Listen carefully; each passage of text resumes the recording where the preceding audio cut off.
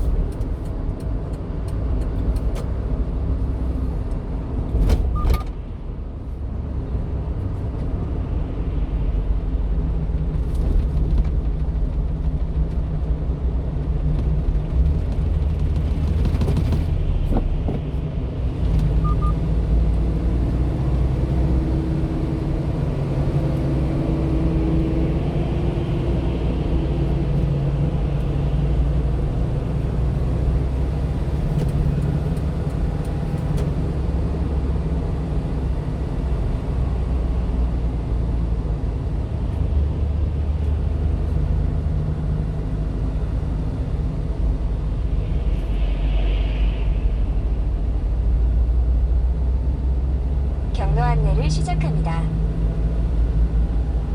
다음 안내까지 계속 직진입니다.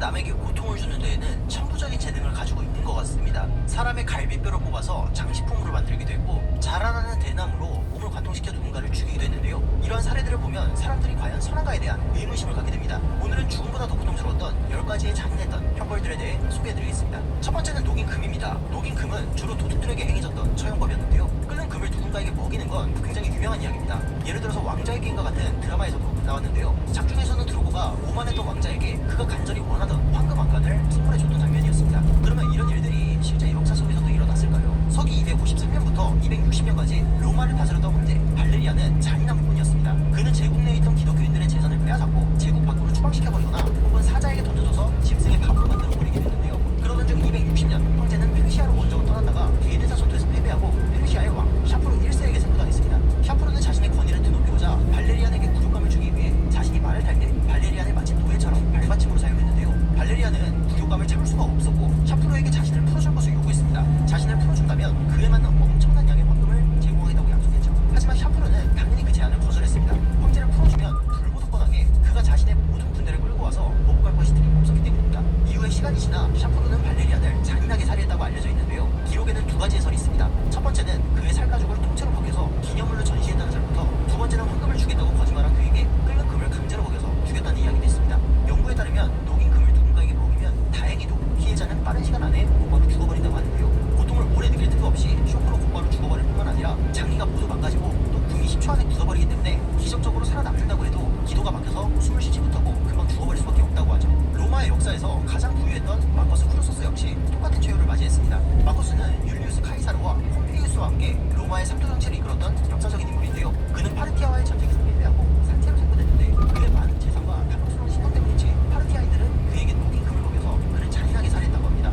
미국의 의료기관인 NIH에서는 재미있는 사실 하나 발표했는데요. 16세기에 남미를 정복했던 스페인의 정복자들도 이와 비슷한 방식으로 목숨을 잃은 적이 있다고 합니다. 1999년 지바로의 원주민들은 에콰도르의 촉독이 살던 식민지 캠프 로그노로를 공격했습니다. 당시 스페인 사람들이 원주민들에게 가혹할 만큼의 과도한 세금을 부과했기 때문이죠. 지바로의 원주민들은 캠프에 갑작스럽게 쳐들어가서 거주민들을 학살하고 총독을 납치했는데요. 그들은 총독에게 녹인 금을 배가 터질 때까지 강제로 먹였다고 합니다. 기록에는 총독의 배가 실제로 터져버렸다고 하죠. 네덜란드의 과학자들은 녹인 금이 인체 안으로 들어가면 어떤 일이 벌어지는지 실험을 하기도 했는데요. 과학자들은 지원자를 구할 수가 없어서 죽은 소를 통해서 실험을 했는데 실험 결과 녹인 금에 의한 정확한 사인은 장기의 파열이었다고 합니다. 두 번째 연구는 가시토끼입니다. 가시토끼라고 한다면 아마 생소하신 분들이 많으실 거예요. 가시토끼는 서구권의 유럽에서 주로 행해진 형벌이었는데요. 녹인 금과는 다르게 아주 고통스럽고 천천히 진행되는 형벌이었습니다. 중세 유럽에서는 고문이 마치 스포츠 경기처럼 유순하게 펼쳤는데요. 그리고 아무나 처벌의 대상이 될 수 있었습니다. 주로 공공의 질서를 유지하기 위해서였는데 사람들에게 극한의 공포심을 심어줌으로써 범죄를 예방하려 했습니다. 만약에 누군가가 끔찍한 고문을 당하는 것을 직접 보게 된다면 아마도 범죄를 저지르기 전에는 한 번쯤은 더 고민하게 되었겠죠. 처형은 주로 사람이 많이 다니는 광장이나 시장에서 행해졌습니다.